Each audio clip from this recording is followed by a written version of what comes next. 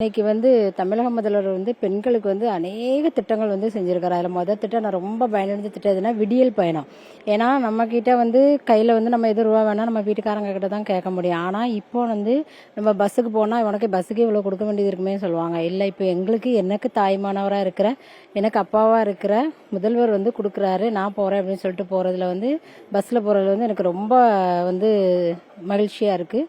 அடுத்தது என்னன்னு கேட்டிங்கன்னா மகளிர் உரிமை தொகை.